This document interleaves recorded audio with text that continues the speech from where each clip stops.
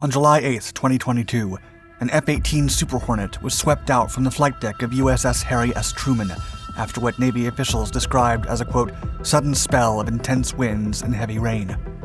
30 years had passed since a similar incident occurred aboard a U.S. aircraft carrier, and the strange occurrence sent the almost $60 million aircraft to the bottom of the Mediterranean Sea, where the carrier was carrying out daily deterrent sorties. A month later, incredible footage emerged of an ambitious and complex operation designed to retrieve the lost warplane from the bottom of the ocean.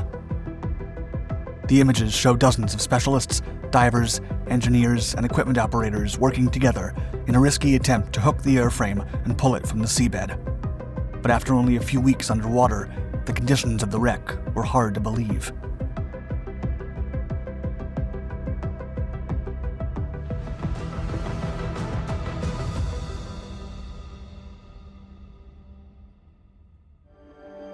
A rare incident.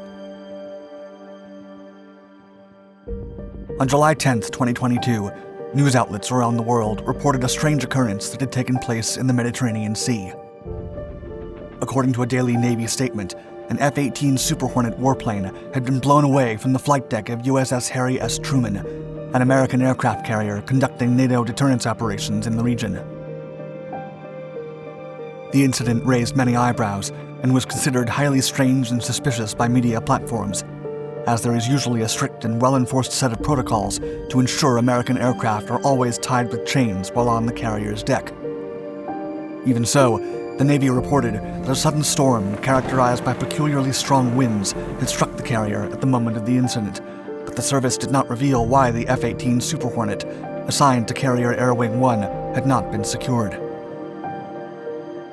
A U.S. combat aircraft had not been blown off the deck of an operational carrier since the mid-1990s, and the numerous protocols and strictly enforced rules on the flight deck of a warship had prevented these sorts of accidents for nearly 30 years, making it even more surprising that the jet fighter was lost. The Super Hornet was not carrying anyone at the moment of its unfortunate incident, but one of the ship's sailors was mildly injured during the ordeal, and he had to receive immediate medical care. However, the Navy soon announced that the seaman was recovering adequately, and that the rest of the warplanes and USS Harry S. Truman remained fully operational.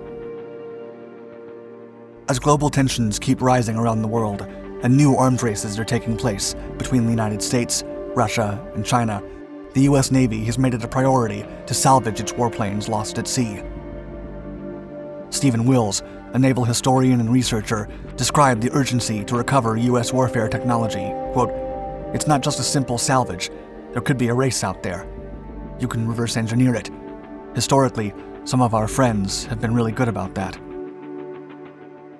As such, the U.S. quickly prepared an operation to extract the sunken F-18 from the bottom of the ocean before someone beat them to the punch. A matter of national security. Recovering lost warplanes from the ocean depths is an expensive and complicated affair. First, a special operation has to be executed just to locate the wreck and evaluate the possibility of extraction. Then comes the actual retrieval process, which uses a state-of-the-art combination of automated technology and manned operations, giving way to an entirely new array of risks and compromises. The process is also costly, often surpassing the original cost of the lost aircraft.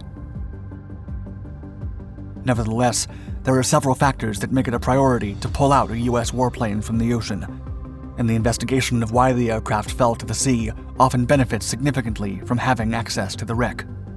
The results of the inquiry might lead to avoiding incidents in the future, and if the damage to the warplane is not too severe, the airframe could be repaired and put into service once again.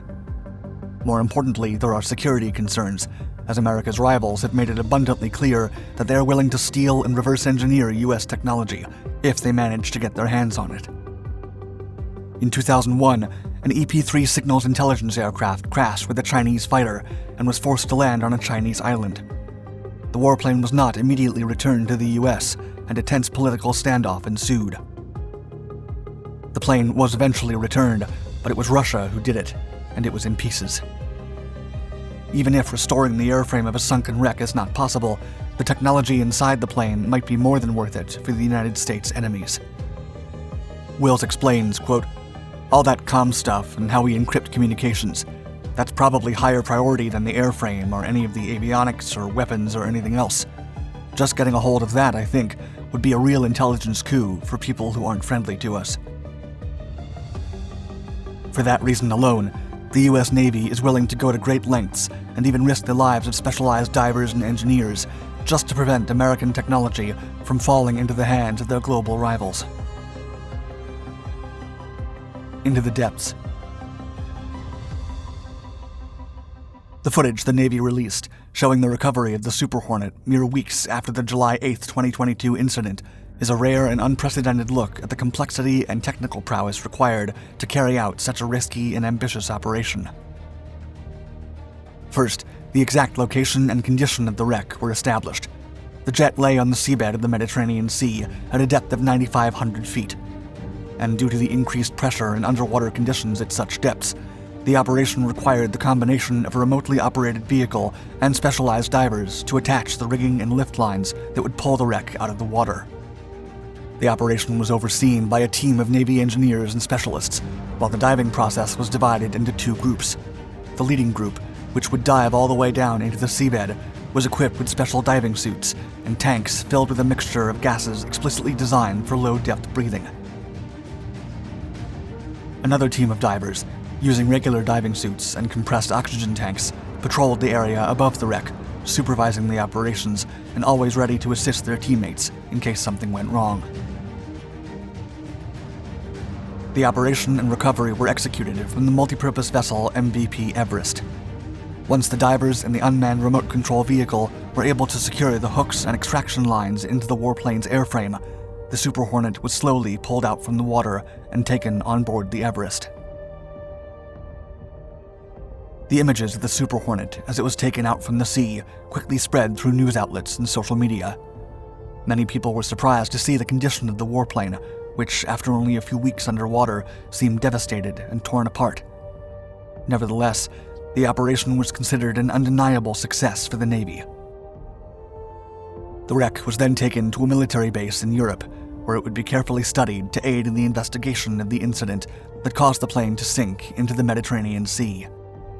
Above all, having recovered the warplane meant that no other military faction in the world would be able to claim the technology and the military secrets held within its hull.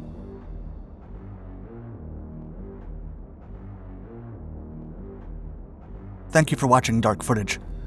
For more exciting historical and military stories, click on your screen and check out our other Dark Documentaries channels, where we explore the most significant wartime battles and the technology that changed the course of history. Also, click the bell icon to be notified of our latest content. Stay tuned.